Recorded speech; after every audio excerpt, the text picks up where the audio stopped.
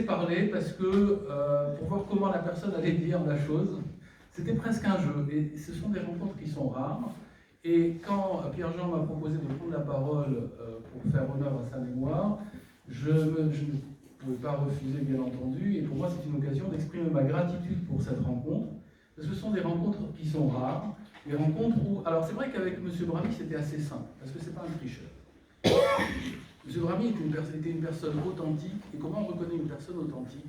C'est que quand il vous parle, c'est pas uniquement le visage qui vous parle, c'est tout le corps qui est agité, qui est en mouvement. Je ne sais pas si vous vous rappelez de son attitude, quand il parlait, tout parlait en même temps.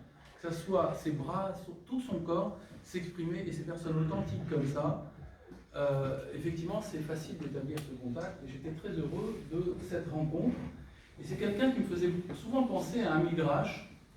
Vous savez qu'il y a une question qui est posée dans la Gemara, qui est la suivante. Il y a le cinquième commandement, il dit « Honore ton père et ta mère, afin de vivre vieux sur la terre sainte, que Dieu a promise à tes ancêtres. » Eh bien, comme je le dis souvent, la Torah, elle s'exprime toujours d'une manière... je dis souvent, il y a des bombes dans tous les versets. C'est-à-dire que quand on est croyant, on gobe tout. Quand on n'est pas croyant, on s'en fiche. Et on passe sur des choses qui ne sont pas logiques. On ne s'en rend même pas compte. Ce verset n'est pas logique. Et d'ailleurs, la Gemara, elle dit très bien, elle dit, bien sûr, la question qui se pose, il y a des tas de gens qui ont honoré leurs parents, et ils sont pas, peut-être qu'ils ont vécu vieux, mais pas sur la terre que Dieu a promise à nos ancêtres, puisqu'on est toujours en dehors d'Israël. Donc il y a un problème avec ce verset. Et comme chacun sait, la réponse que donne la Gemara, c'est que lorsque le temple a été détruit, l'Éternel a répandu toutes les poussières et les cendres du temple à travers le monde, et qu'à chaque endroit où une poussière du temple est tombée, il y a une synagogue qui a été créée. Et d'une certaine manière, cette synagogue, c'est une poussière, elle a été fondée sur une poussière du temple de Jérusalem, au moment où il a été détruit, au moment où l'Éternel a répandu des cendres. Et par conséquent, quand vous voyez une personne âgée qui est présente et qui passe son temps et qui a comme pôle d'intérêt la synagogue, dites-vous que c'est quelqu'un qui, quand il était enfant, a certainement honoré ses parents. Et qui est en train d'accomplir ce que la Torah a dit, c'est-à-dire que on a le cinquième commandement qui nous dit « Honore tes parents afin que tu vives vieux sur la terre que l'Éternel a promise à tes ancêtres. » Et la terre que Dieu a promise à nos ancêtres, eh bien elle est là, puisque les synagogues sont construites sur les cendres du temple. Et ça, c'est une manière, finalement, tout en étant en exil, de vivre en Israël. Comment? En honorant ses parents. Or, vous savez aussi qu'il y a, et c'est ça qui est intéressant, c'est que M.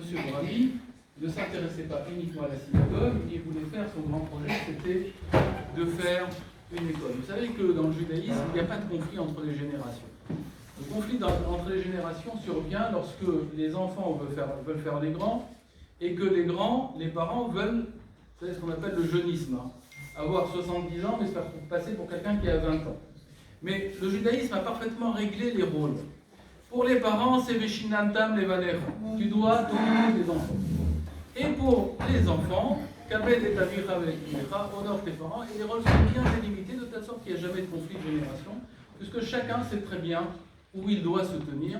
Et effectivement, M. Bramy avait comme grand projet l'autre composante, qui est, je vais vous expliquer pourquoi, qui est une autre façon de vivre en Israël, qui est de préparer la génération suivante. Vous savez, dans la paracha de Matot, juste avant l'entrée en Terre Sainte, les Hébreux n'ont pas pu passer sur la terre de Sichon et Og, et ils ont dû les combattre, et ils ont conquis une terre qui était sur la rive est du Jourdain, et à ce moment-là, Réhouven, Shimon et la moitié de la tribu de Ménaché ont demandé à Moshe, Réhouven, Gad et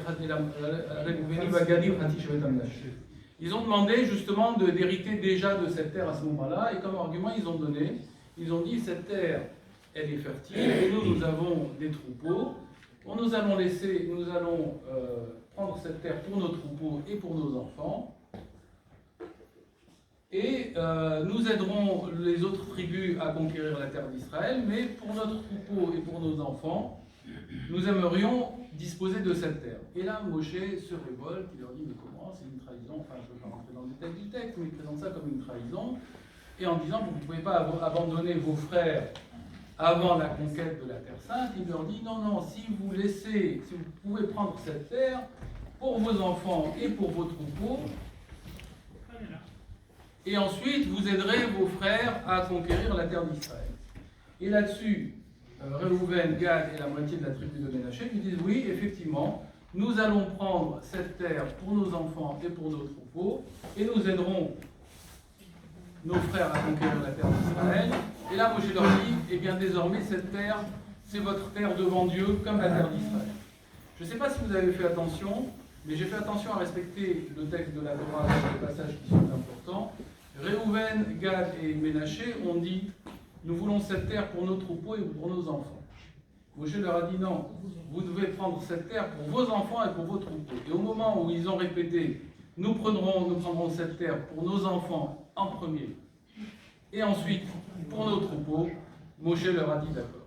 C'est-à-dire que cette façon de préparer des choses, de préparer des enfants, c'est une façon de faire en sorte qu'une terre qui ne fait pas partie d'Israël devienne une terre d'Israël. Puisque Moshe leur dit, ça sera votre part dans la terre d'Israël devant l'Éternel.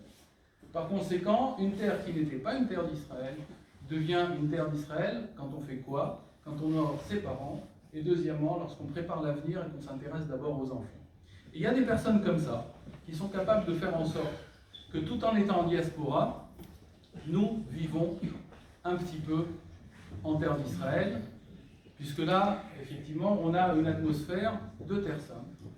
Bien qu'on se trouve en diaspora, eh bien, en retour, formulons le vœu que son âme repose dans Gan Eden. Amen. Amen.